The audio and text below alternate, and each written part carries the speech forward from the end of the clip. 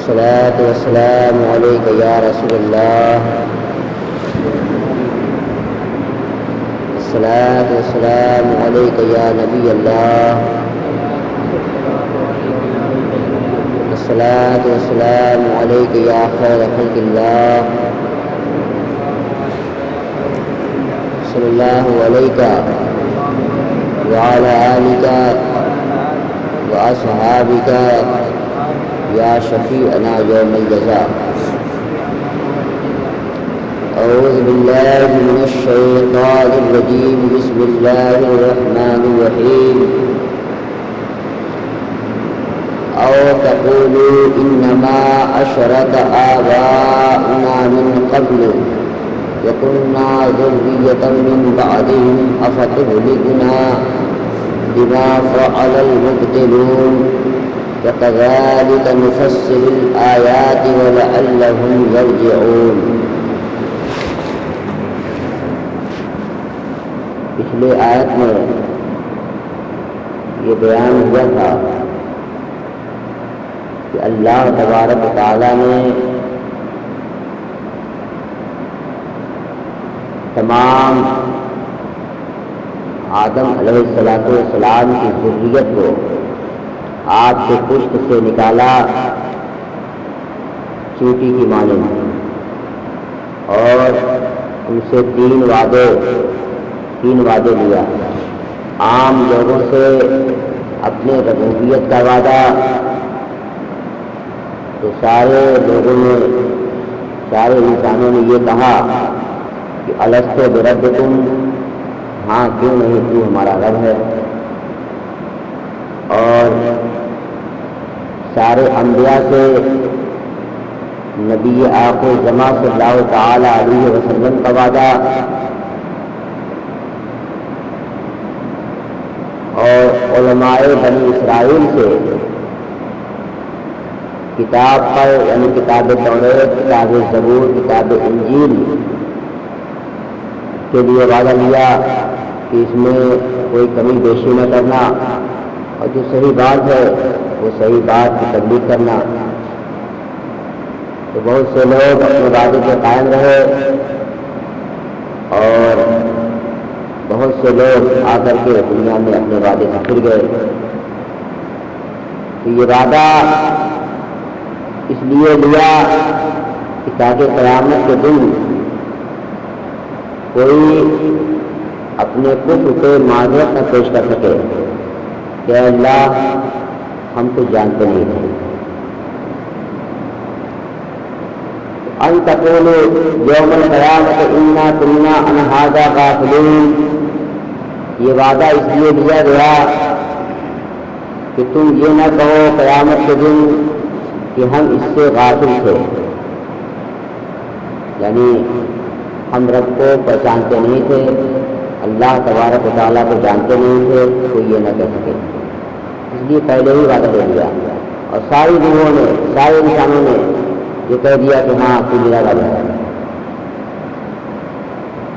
اور تقولوا انما اشرک آباؤنا من قبل وكنا ذرية من بعدهم افتهلكنا بما فعل المبطلون.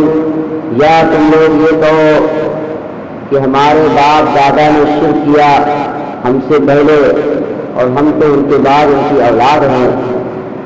افتهلكنا بما فعل المبطلون. تو کیا تو ہمیں ہلاک کرے گا ان کے بعد جو ان گمراہ لوگوں نے کیا.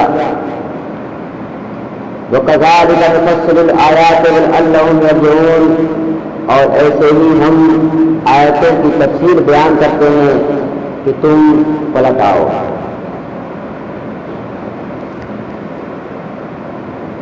یعنی قیامت کے دن کچھ کہنے والے یہ کہہ سکتے تھے کہ ہم تو کافر گھر میں پیدا ہوئے، ہمارے باپ دادا کافر تھے، ہم کافر کے گھر میں پیدا ہوئے، تو ہم تو جیسا دیکھے اپنے ماں باپ کو، وہ مندر میں جا رہے تھے تو ہم مندر میں چلے گئے، وہ گرودوارے میں جا رہے تھے تو ہم گرودوارے میں چلے گئے، یا چرچ میں جا رہے تھے تو ہم چرچ میں چلے گئے. کچھ لوگ یہ کہیں گے اور کہہ سکتے تھے، اسی لیے اللہ تبارک و تعالیٰ نے سب سے یہ وعدہ لے لیا کہ بتاؤ میں تمہارا رب ہوں کہ نہیں، تو سب نے یہ وعدہ کر لیا ہے کہ ہاں تو ہمارا رب ہے۔ تو جب یہ وعدہ ہو چکا ہے، وعدہ وعید ہو چکا ہے، سب نے وعدہ کر لیا ہے، تو اب اس کا یہ کہنا قیامت کے دن کہ ہم باپ دادا کے کو دیکھ کر کے اور جیسا وہ کرتے تو ویسے ہی ہم بھی کرنے لگے، یہ بات ہے جو ہے مانی نہیں جائے گی۔ اس لیے اللہ تعالیٰ کہے گا کہ ہم نے تو وعدہ سب کو لیا تھا، تم سے بھی لیا تھا، ان سے بھی لیا تھا۔ اب اس آیت کریمہ کے ذریعے سے یہ بات بالکل کھلے طور پہ ثابت ہو گئی کہ کوئی اپنا کفر یا اپنا شرک اپنے باپ دادا سے نہیں چھوڑ سکتا، خود ایک ذمہ دار ہے اپنے کفر کا، اپنے شرک کا۔ اس لیے کہ اللہ تبارک و تعالیٰ کو ماننے کے لیے، اللہ تبارک و تعالیٰ کو جاننے کے لیے بہت ساری چیزیں موجود ہیں۔ ایک تو یہ کہ وعدہ کر ہی دیا ہے، وہ وعدے کا اثر دل میں رہتا ہے، کوئی کہیں چلا جائے، کسی مذہب میں کسی دھرم میں چلا جائے، لیکن اس وعدے کا اثر دل میں رہتا ہے، دل کبھی نہ کبھی کہتا ہے کہ نہیں یہ راستہ نہیں صحیح ہے، یہ راستہ غلط ہے۔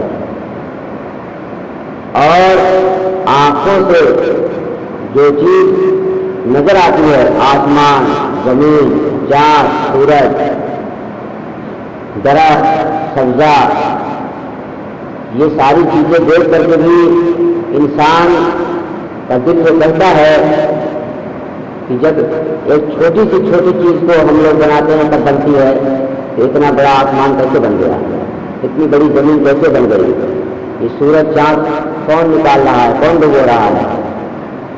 یہ دل اس چیز پہ غور کرتا ہے، کبھی نہ کبھی عقل بھی غور کرتی ہے کہ جب چھوٹی سے چھوٹی چیز بغیر انسان بغیر کسی کے بنائے نہیں بنتی، تو اتنی بڑی بڑی چیزیں یہ جو بنی ہوئی ہیں، ظاہر کی بات ہے کہ کوئی بنانے والا ہوگا وہ اللہ تعالیٰ ہے۔ تو یہ مظاہر قدرت دنیا کی جو مخلوقات ہیں ان کو دیکھ کر کے آدمی کے دماغ میں یہ بات آتی ہے کہ کوئی ہے جس نے ان ساری چیزوں کو بنایا ہے، وہ اللہ تعالیٰ ہے، اور وعدہ بھی کر چکا ہے، وعدہ بھی لے چکا ہے، اس ذریعے سے بھی آدمی کو معلوم ہے۔ تو کسی کا یہ کہنا کہ ہم باپ دادا ہمارے جو کرتے تھے وہی ہم کرتے چلے آئے، اے اللہ ہم تم کو پہچان نہیں پائے، ہم ایمان نہیں، اس لیے ایمان نہیں لے آئے، اس لیے کبھی کچھ معلوم نہیں تھا، یہ بہانہ یا یہ کیا کہتے ہیں، یہ کہنا کہ ہم ان پڑھ تھے، یہ قیامت کے دن میں چلے گا۔ اور بلکہ یہ تو عقائد کا معاملہ ہے، عقائد کے معاملے میں کسی کی تکلیف جائز نہیں ہے۔ فروعی مسائل میں جس کا ذکر قرآن اور حدیث سے نہ ملے، اس میں مجتہدین نے تحقیق کیا، تحقیق کے بعد ان مسائل میں ہم تکلیف کرتے ہیں۔ ہم امام اعظم کو مانتے ہیں، امام شافعی کو مانتے ہیں، امام حنبل کو مانتے ہیں، امام مالک کو مانتے ہیں، کسی کو مانتے ہیں، لیکن عقائد میں کسی کی تکلیف جو ہے یہ جائز نہیں ہے۔ یہ لوگ کہیں گے کہ ان تقولوا انما اشرک آباؤنا، یہ نہ کہہ سکو کہ ہمارے باپ دادا نے شرک کیا، وہ مشرک تھے، کافر تھے ہم سے پہلے اور ہم ان کی اولاد تھے، اسی لیے ہم ان کے طریقے سے تھے۔ تو عقائد میں تکلیف جائز نہیں ہے، عقیدہ خالص ہونا چاہیے، عقیدہ بالکل صاف ستھرا ہونا چاہیے، ذرا سا بھی اس میں کسی کی دوستی کا لحاظ نہیں ہونا چاہیے۔ یا ہمارے ماں باپ ہیں تو ماں باپ ہیں، اس کے کہیں گے وہی کہیں گے، اس کا لحاظ نہیں ہونا چاہیے۔ یا کسی کو استاد کا لحاظ نہیں ہوگا، کافر استاد ہے اور کافر استاد کے اندر ہم پڑھنا کہ جو کہتے ہیں مان لیں گے، ہر چیز مانیں گے، مگر عقیدے کے معاملے میں کسی کی تکلیف جائز نہیں ہے۔ اس آیت کے لیے بات سمجھ آ رہی ہے، خود کر کے